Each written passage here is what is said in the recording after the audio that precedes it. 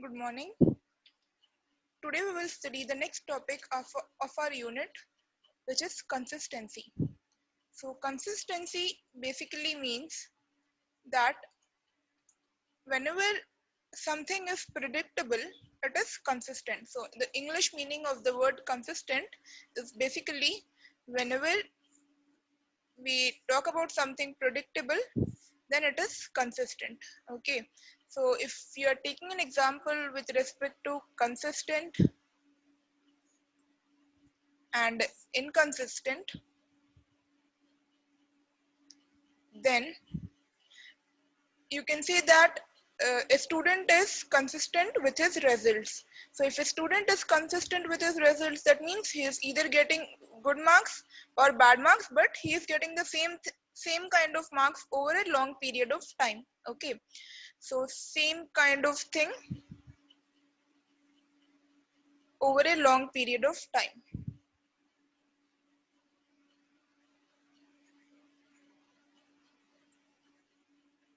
Now, similarly with respect to inconsistent, if a student is inconsistent with his result, then that means that a student may get good marks for the first day and he may get bad marks on the next exam and then average kind. So it is unpredictable. Okay, so inconsistent in this case means unpredictable. Now, why are we speaking about consistent and inconsistent in these terms? So in propositional logic, whenever we speak about consistency, it is basically a set of claims. So consistency is basically a set of claims over some properties. Okay, and also a set of propositions a set of propositions is consistent if it is logically possible for the set, if it is logically possible for all of them to be true, for all of them to be true at the same time. So this is a general definition. So usually when we are speaking about consistent in the case of logical in the case of propositional logic, then a set of proposition is consistent. So if there are multiple propositions and they are supposed to be consistent or they are said to be consistent if all of them are true at the same time. So suppose if I'm taking an example, so the example is all humans are good,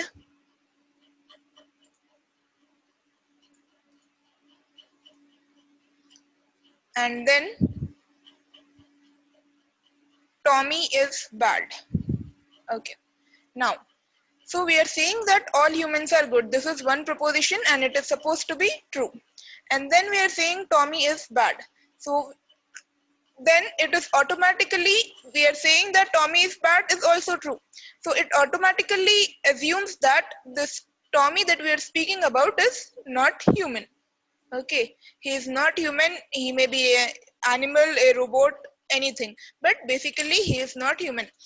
If Tommy was a human, then in that case, this proposition, this would have been false. All humans are good would have been false. So that is why whenever we are speaking about consistency, we basically say that whenever the set of propositions all should be true at the same time, they should not contradict each other.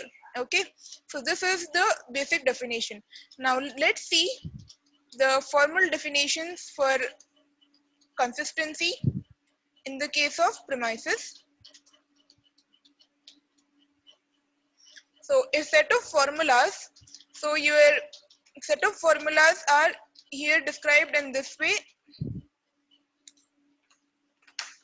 H1, H2, HM. Okay, so they are a set of formulas or propositional logic. They are said to be consistent if their conjunction has the truth value T for some assignment of the truth values to the atomic variables.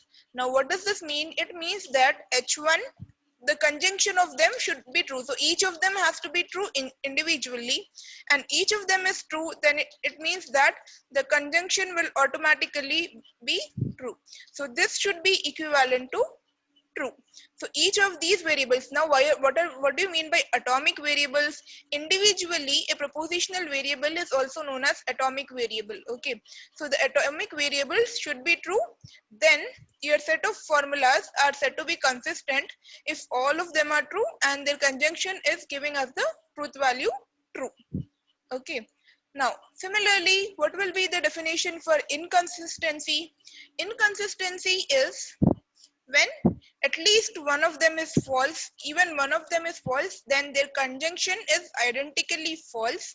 Okay, so even if H1 is false and all the rest of the formula is true, then your conjunction will be false. So false and true and so on, all truths will even then result in a false, correct? Because for the rule of conjunction or and was that even if one of them is false, then the entire thing will be false. So over here, then these formulas are called as inconsistent. Okay, so this is the definition. Next, we will see how do we write it.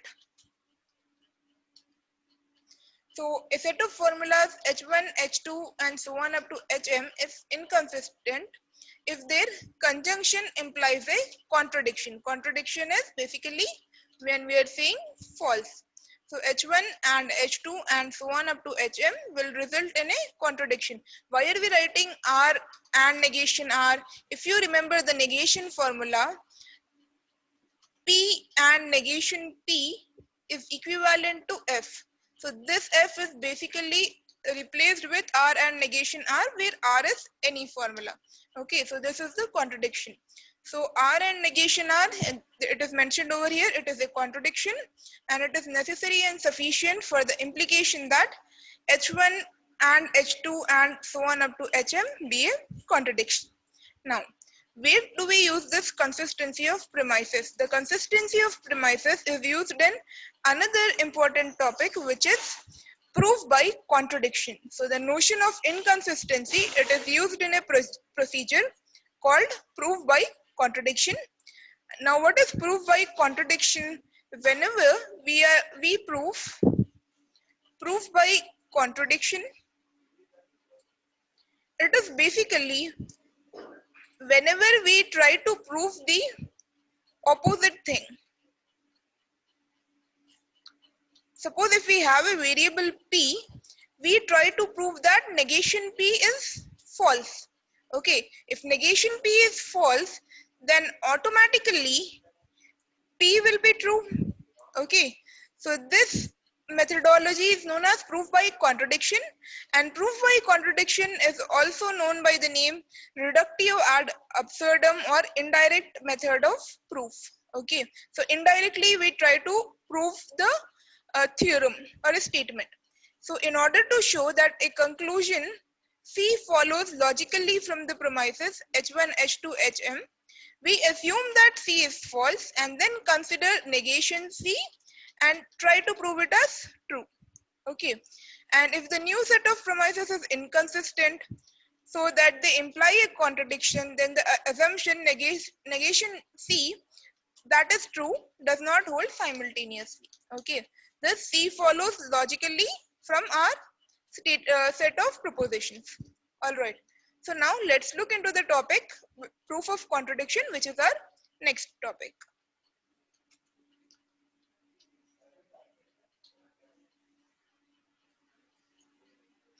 Suppose we want to prove that a statement P is true. Further, we can find a contradiction Q such that negation P implies Q is true. Now what are we speaking about? P is true. All right. Then we are supposed to find Q, which is the contradiction of P, which is basically negation P. And Q should be false. Okay, we are supposed to find a contradiction Q which is false. If P is true, then Q should be false. It is the contradiction of P. This Q is a contradiction of P. Now, when we are talking about negation P implies Q, if we want to prove this statement, negation P implies Q is basically false and Q is also false. Now both of them are false, which means this, because Q is false and this entire thing is true, so we can conclude that negation P is false. Okay, we can't take negation P as true. So if negation P is false, then automatically we get that P is true. Okay. Now, how can we find a contradiction Q which is supposed to be false? So for that, we take a statement R and negation R, which basically is a equivalent to contradiction. This is a negation law. And these laws are very important and can be used in this way in many other topics. So whenever R is a proposition, we can prove that P is true if we show that negation P implies R and negation R is true for some proposition R. Okay, so negation P implies F, we get basically. We are supposed to show that this is true. Instead of F, we generally take R and negation R, which is basically a negation law. So for proving this, we will see an example. So proofs of this types are called proofs by contradiction, because a proof by contradiction does not prove a result directly. It is basically a type of indirect proof. Okay, so now our question example is prove that root 2 is irrational by giving a proof by contradiction.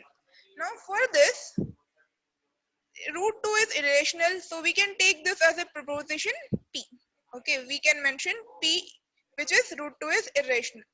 And to start the proof by contradiction, we suppose that negation P is true. Always we are supposed to assume that the contradiction is true. Now in this case, what will be negation P? Negation P will be root 2 is not irrational, or basically it means that, or this can also be written as root 2 is rational. It's a rational number.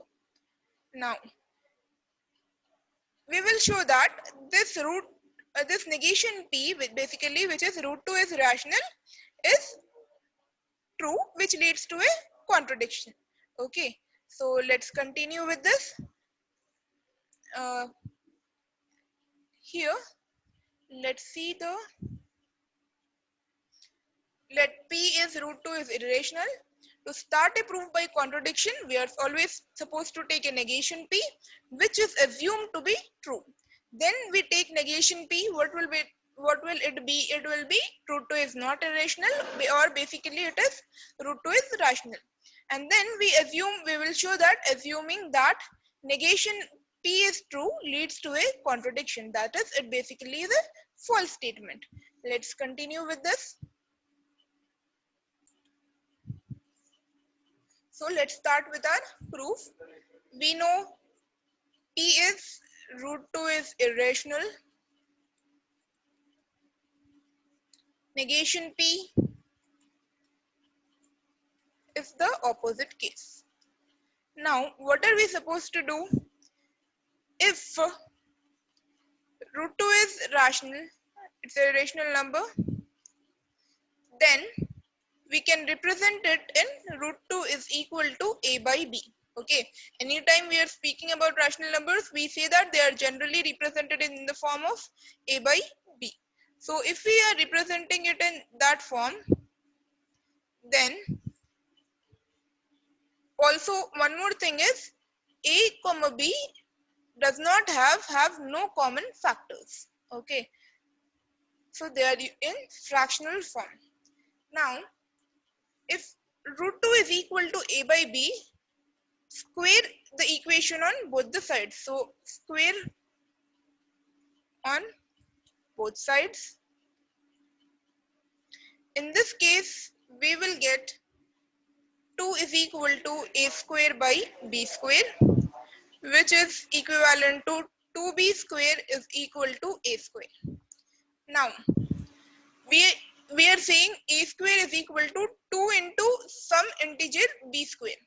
So if a square is equal to 2b square, that means we are multiplying the value, whatever value we are getting, by 2. So that means basically a is an even integer. Okay, since we are multiplying whatever value we are getting for b with 2, it basically means that a is an even integer. A square is an even integer.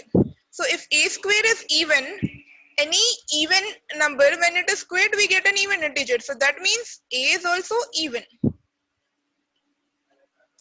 A is also even. So now a can be replaced by some number which is 2c. Why am I taking 2c? 2c is being taken because we want to take a even number. So I am saying a is equal to 2c. So 2b square is equal to 4c square. And we basically get b square is equal to 2c square. Now, by this definition, we know that b is also even. B is also even. Okay. Now, if the square of an integer is even, then the integer must also be even. So by this, we know b is also even. After that, we have the assumption that negation p is the equation root 2 is equal to a by b, where a and b have no common factors, but both a and b are even. So this, I'll erase it. So we know two things by now. A and b have no common factors, but both of them are even. All right. So if we know both of them are even, then we also know that both a and b and 2 does not divide. So 2 does not divide a and b. Okay, they don't have any common factor. So that is why 2 does not divide a and b. If this statement 2 does not divide a and b, this statement cannot be true. Why? Because if both of the numbers a and b are even, then 2 must divide a and b. So in this case, this statement negation p is false. Okay, so negation p is false. We are saying that root 2 is rational is a false statement. So if root 2 is rational is a false statement, then the p statement, which is root 2 is irrational, is true. Okay, so this is the method by which we are using, that is proof by contradiction. So we are using proof by contradiction.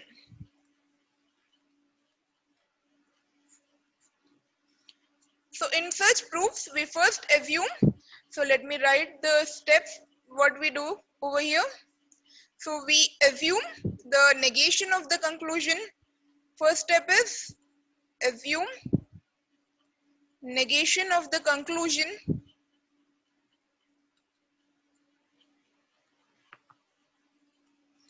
Then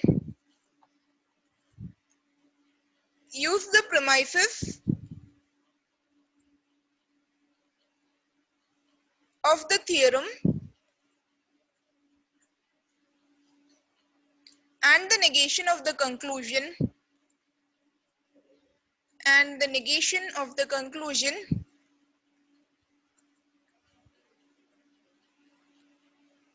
to arrive at some contradiction.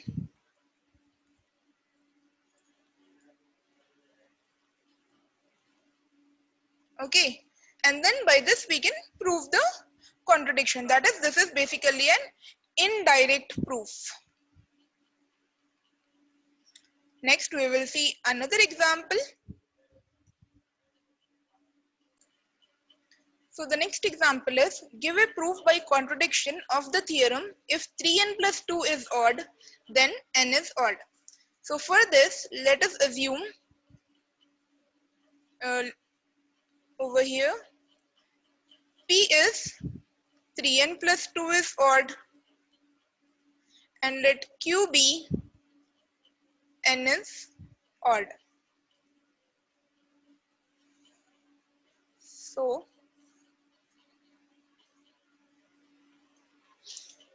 first and foremost, to construct a proof by contradiction, we assume that P and negation Q are true. Okay, so we are constructing a proof by contradiction. So we are leaving P as it is. For Q, we are taking negation Q and assuming that it is true. That is, we assume that 3n plus 2 is odd and n is not odd. Okay, so this is our assumption. This is the assumption. Now, for this, n is not odd, so basically it means that n is even. Alright, so if n is even, then what about 3n plus 2? 3n plus 2, so n can be taken as some value 2k. Okay, since n is even, it is a multiple of 2, so it can be written as 2k. So for 3 into 2k plus 2, which will be 6k plus 2. So if we take 2 common, it can be written as 3k plus 1. Now, this 2 into 3k plus 1, since this 3n plus 2 in this form is also a multiple of 2. So here it is a multiple of 2. That means 3n plus 2 is written in the form of 2t, where t is equal to 3k plus 1, where t is equal to 3k plus 1. Now, 3n plus 2 is even. It is basically negation p. Okay, and negation p, we have just proved that it is true. And even p is being taken as true. So, in this case, p negation p, both of them we are saying that they are true. So, p is also true, p is also true, and negation p is also true. Both of them cannot be true at the same time. So, this is leading to a contradiction. Okay, so this leads to a contradiction. We have a contradiction because both p and negation p are true at the same time. So this proves that if 3n plus 2 is odd, then n is also odd. Okay, if 3n plus 2 is odd, then n is odd. Now one more thing, let's see the solution for the same. So we are taking 3n plus 2 odd, n is odd. To prove by contradiction, we assume both p and negation q are true. Why we are taking one of them as p, simply the variable, and another as the negation?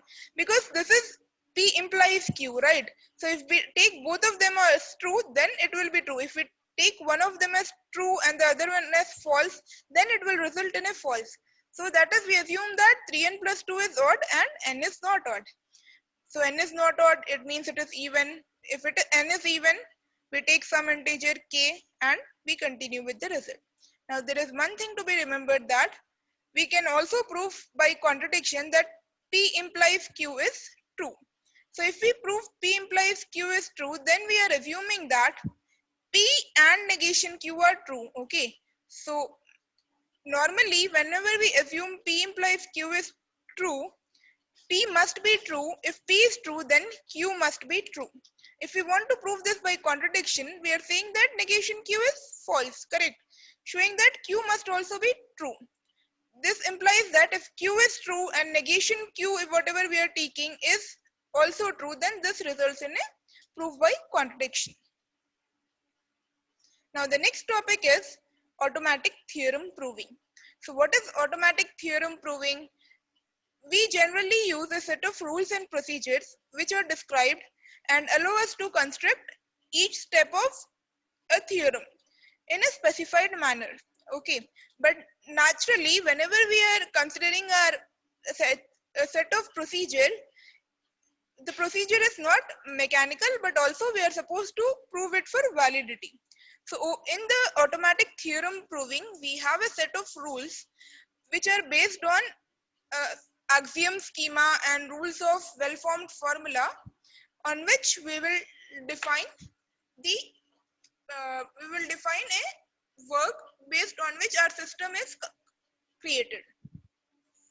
So what is it? A set of rules and a procedure are described which allow us to construct each step of derivation. So a derivation is basically your procedure in a specified manner without any reference to ingenuity, and to arrive at a last step which indicates whether a given conclusion follows from the premises. What does it mean? Whether if the premises are true, then the conclusion must also be true. In this sense, not only is the procedure here mechanical, but it also becomes a validity of arguments. We have studied already about valid arguments. So the formulation described here is essentially based on this system. It consists of 10 rules, an axiom schema, and a rules of well-formed sequence and formulas which I am describing over here. So what are the rules? So first rule is variables.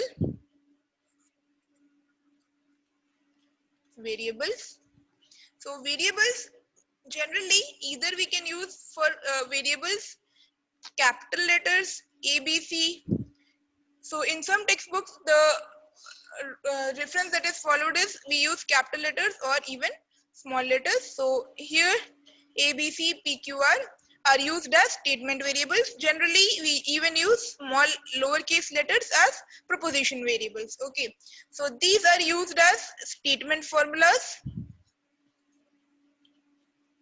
So these are used as statement formulas, and in each context their usage is clearly given. After that, the next rule is connectives. So the connectives that we use are negation and or implication by implication, and they appear in the formulas along with the precedence given. So we know, if you remember the precedence of this has the first precedence and second, third, fourth and fifth. So all of these have precedence given, and our concept of well-formed formula is the same. So the next thing is we have well-formed formulas. So this topic we have already covered, and it is the same thing which we have already studied. Now after that, the third rule is it is a string of formulas. So a string of formula, basically it is defined as any formula is a string of formula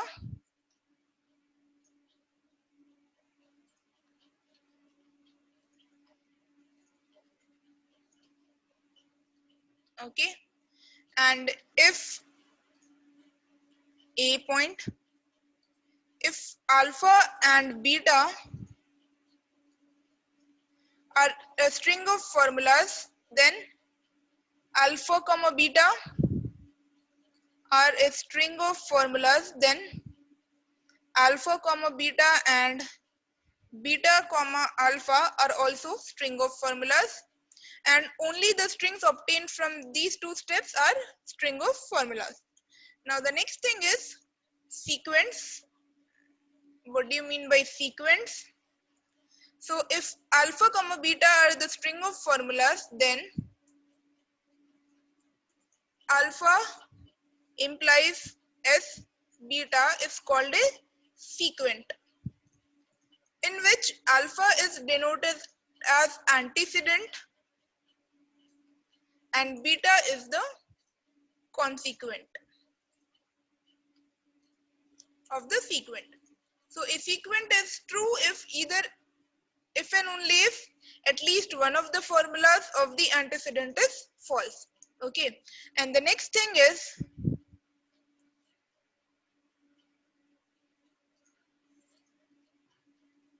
axiom schema.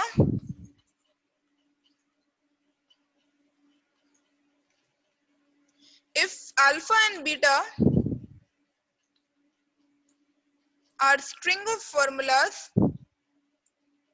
such that every formula in both alpha and beta is a variable only, that is, every formula is a variable,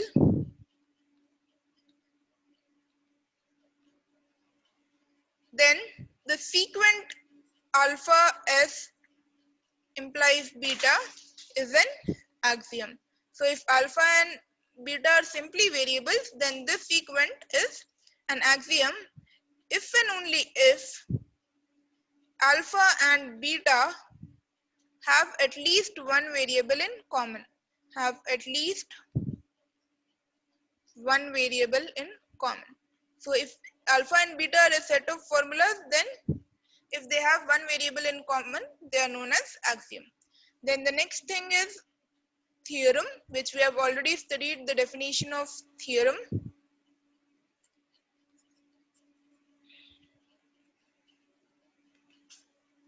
So every axiom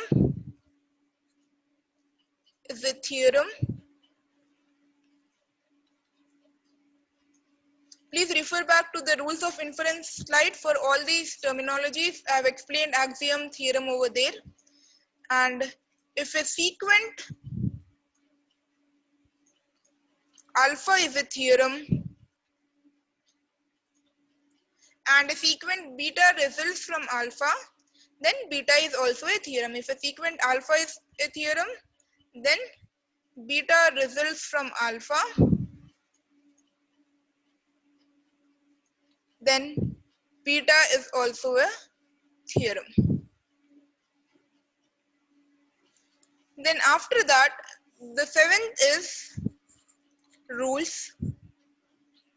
Now what are rules? The rules are used to combine formula within strings. So rules are for combining formulas within strings by using some kind of connectives. By using some kind of connectives. Any kind of connectives can be used to join the strings, which is known as a rule. After that, we have the antecedent rules and consequent rules. So they are based on sequence, and this is the end of automatic theorem proving. So automatic theorem proving is the last topic in unit 1, and this ends our syllabus of unit 1.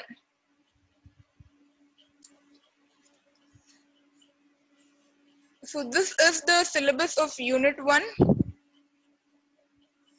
which have all been covered in the videos that have been uploaded. So if you have any other doubts with respect to unit 1, you can clarify it with the videos. Thank you.